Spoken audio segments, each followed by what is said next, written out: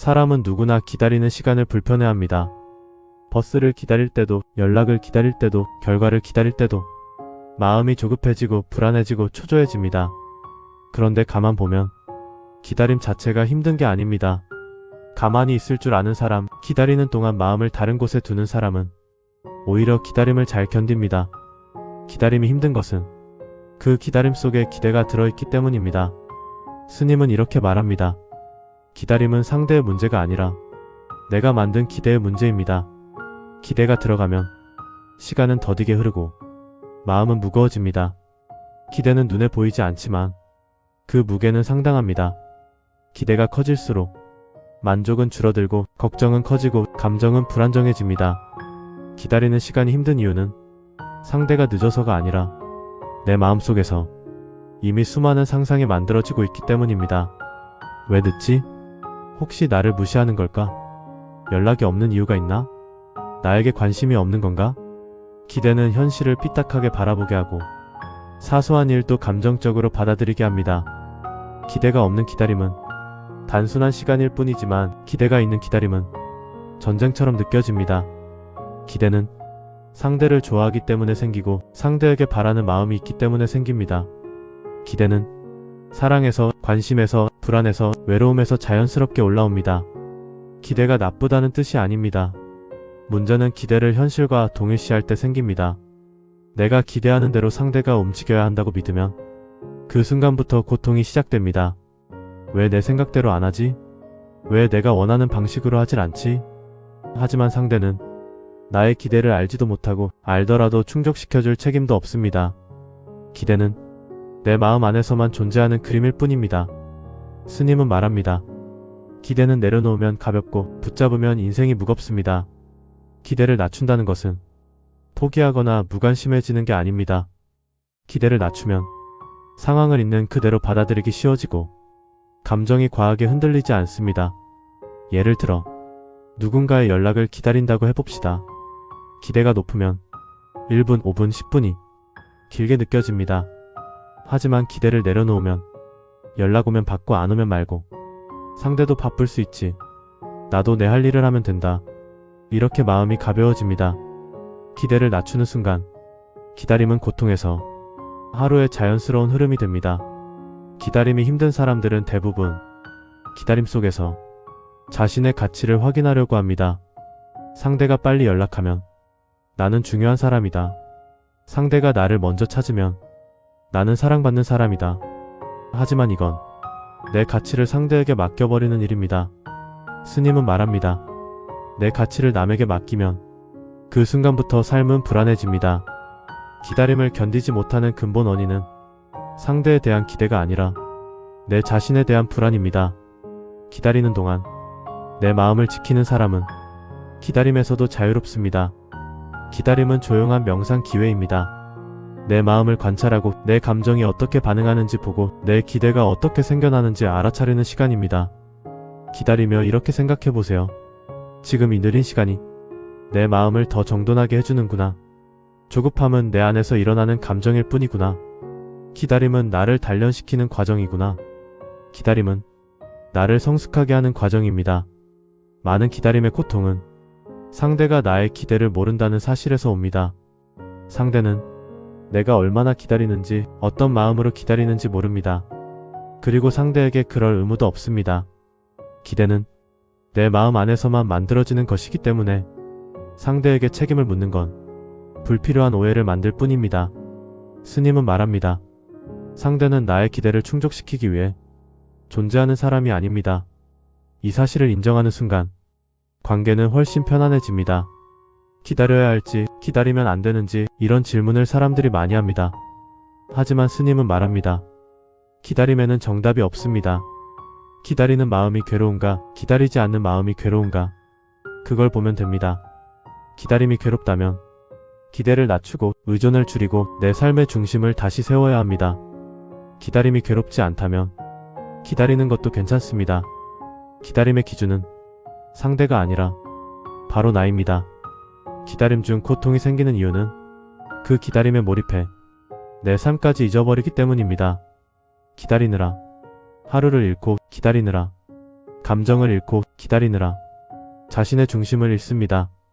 기다림이 나를 삼키지 않도록 이렇게 해보세요. 기다리는 동안 내 할 일을 한다. 기다림을 삶의 전부로 두지 않는다. 상대의 반응보다 내 감정에 집중한다. 기다려도 좋고 안 기다려도 좋다고 마음을 둔다. 기다림이 인생의 목표가 되지 않으면 기다림은 더 이상 고통이 아닙니다. 기다리면서 생기는 감정들은 상대가 만든 것이 아니라 내 마음속에서 나온 것입니다. 조급함도, 걱정도, 분노도, 불안도 모두 나의 감정입니다. 그래서 기다림은 내 마음을 비추는 거울과 같습니다. 기대가 많을수록 기다림은 고통이 되고 기대가 적을수록 기다림은 자연이 됩니다. 스님은 말합니다. 기대가 많아 생기는 괴로움까지 상대에게 떠넘기지 마세요. 그건 내 마음의 문제입니다. 기대는 마음이 만들어낸 환상입니다. 기대가 사라지면 기다림도 훨씬 가벼워집니다. 기대가 낮아지면 기다림이 사라집니다. 왜냐하면 기다림은 기대에서 시작되기 때문입니다. 기대를 내려놓는 순간 이렇게 변화가 일어납니다. 기다림이 초조함에서 여유로 바뀌고 상대 중심에서 나 중심으로 바뀌고 불안한 마음이 평화로운 마음으로 바뀝니다. 기다림이 문제가 아니라 기대를 붙잡는 마음이 문제였습니다. 기대를 내려놓으면 기다림은 자유가 됩니다. 기다림이라는 감정은 사실 외부에서 오는 것이 아니다. 기다림은 상대가 나를 기다리게 해서 생기지 않는다. 기다림은 온전히 내 마음이 만들어낸 기대라는 생각에서부터 싹트기 때문이다. 우리는 살면서 수없이 많은 기다림을 만든다. 누군가의 연락을, 어떤 결과를, 내가 바랐던 일의 성취를, 심지어는 내가 원하는 대로 흘러가주길 바라는 마음마저 기다림이 된다. 그런데 이 기다림 자체가 고통을 만든다. 왜냐하면 기대는 늘 현실보다 앞서 달리기 때문이다. 현실은 한 걸음 한 걸음 움직이는데 기대는 이미 저 멀리 결말까지 도달해 있다. 그래서 마음은 현실과 기대 사이에 거리를 두고 초조라는 고통을 만들어낸다. 법륜 스님은 이렇게 말씀하셨다. 기다림이 고통인 이유는 상대를 기다리기 때문이 아니라 내가 기대를 만들었기 때문입니다. 기대가 크면 기다림도 길어진다. 기대가 커질수록 초조도 깊어진다. 결국 고통의 강도는 기대의 크기와 정비례한다. 기대를 깊이 들여다보면 결국 이런 생각이 숨어있다. 내가 원하는 시점에 결과가 나와야 한다. 저 사람이 내 마음처럼 행동해야 한다. 내가 바라는 방식으로 일이 흘러가야 한다. 기대는 내가 옳다는 확신에서 생기고 그 확신은 세상은 내 뜻대로 흘러야 한다는 착각을 만든다. 그런데 세상은 내 계획표에 따라 움직여주지 않는다. 사람도 내 마음처럼 움직여주지 않는다. 자연도 시간도 결과도 조건도 그저 있는 그대로 흘러갈 뿐이다. 그러니 내 기대는 현실과 부딪히고 부딪히는 순간 고통이 탄생한다. 기대는 외부 상황을 조절하려는 마음이다. 하지만 수행의 길은 반대다.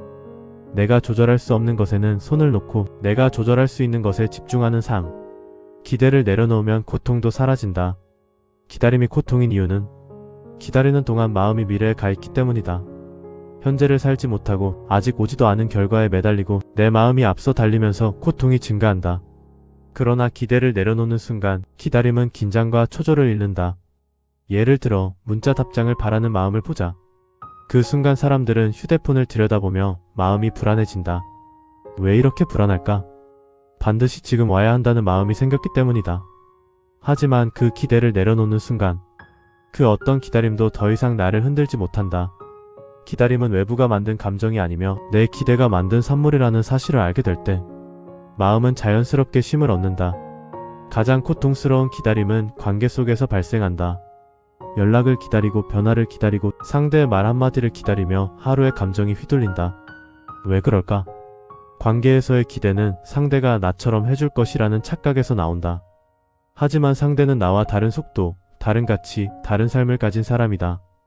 상대가 내 마음처럼 해주지 않을 때 우리는 기다림이라는 고통 속에서 흔들린다. 그러나 법륜 스님은 이렇게 말한다. 상대 때문에 힘든 게 아니라 내 기대 때문에 힘든 겁니다. 상대를 있는 그대로 두지 못하고 내 기준에 맞추려 하기 때문에 기다림이 고통이 된다. 관계 속 평온은 상대를 바꾸는 데서가 아니라 내 기대를 낮추는 데서 생긴다. 기다림은 고통이기도 하지만 그 마음을 잘 들여다보면 나 자신의 상태를 확인할 수 있는 거울이 된다. 기다리는 동안 초조하다면 나에게 집착이 있다는 뜻이다. 기다리는 동안 불안하다면 결과를 통해 나의 가치를 확인하려 한다는 의미다. 기다리는 동안 분노가 생긴다면 세상이 내 뜻대로 움직여야 한다는 고집이 있다는 표시다. 기다림을 통해 우리는 자신의 감정을 있는 그대로 관찰할 수 있다. 그리고 그 관찰이 바로 수행이다. 기다림이 고통이 아니라 깨달음의 문이 되는 순간이다. 기대를 내려놓는다고 해서 포기하거나 무기력해지는 것이 아니다. 기대를 내려놓는다는 것은 내가 통제할 수 없는 것과 통제할 수 있는 것을 구분하는 것이다. 상대의 행동은 내가 통제할 수 없다.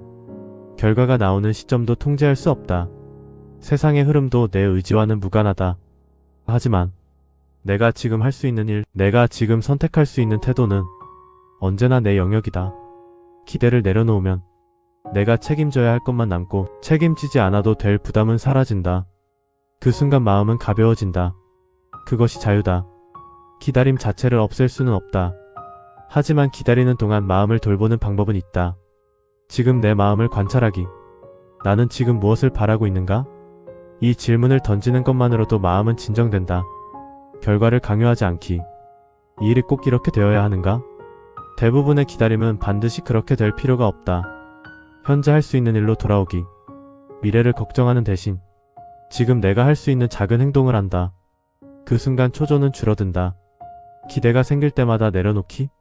기대는 자동으로 생기지만 붙잡는 것은 선택이다. 상대를 있는 그대로 보기. 상대를 바꾸려고 하면 기다림은 고통이 된다. 기다림은 마음 수련의 기회다. 기다림은 우리에게 중요한 사실 하나를 가르친다. 삶은 내가 원하는 속도대로 움직이지 않는다. 자연의 시간, 인연의 시간, 각자의 삶의 속도는 모두 다르다. 하지만 우리는 그 다름을 인정하지 못한다. 그래서 초조하고 답답하고 억울해한다. 기다림을 통해 우리는 삶의 본래 속도를 인정하게 되고 인정하는 순간 삶은 훨씬 부드러워진다. 기다림은 나를 괴롭히는 시간이 아니라 인생의 속도를 배워가는 시간이다. 기다림을 없애려면 기대를 내려놓는 것만으로는 부족하다. 마음이 수용의 상태에 이르러야 한다. 수용은 체념이 아니다. 수용은 능동적인 용기다. 오는 것은 오게 두고 가는 것은 가게 두고 흐르는 것은 흐르게 두는 것. 이것이 바로 수용이다. 수용은 기다림의 고통을 기다림의 평온으로 바꾼다. 기다림이 고통이 아니게 되는 순간이다. 기대가 사라지고 수용이 자리를 잡으면 기다림은 더 이상 고통이 아니다. 기다려도 초조하지 않고 결과가 늦어도 괴롭지 않고 상대의 연락이 늦어도 마음이 흔들리지 않는다. 왜냐하면 기다림의 본질이 변했기 때문이다. 기대하면 기다림은 고통이 된다. 수용하면 기다림은 평온이 된다. 기다림이 내가 원하는 결과를 기다리는 시간이 아니라 내 마음을 관찰하는 시간이 된다면 기다림은 더 이상 나를 괴롭히지 않는다. 법륜 스님의 말씀처럼 기대를 낮추면 기다림도 편안해집니다. 기대가 줄어들면 마음도 가벼워지고 마음이 가벼워지면 기다림이 평온해진다. 기다림의 고통이 사라지는 순간 우리는 비로소 지금 이 순간을 살게 된다.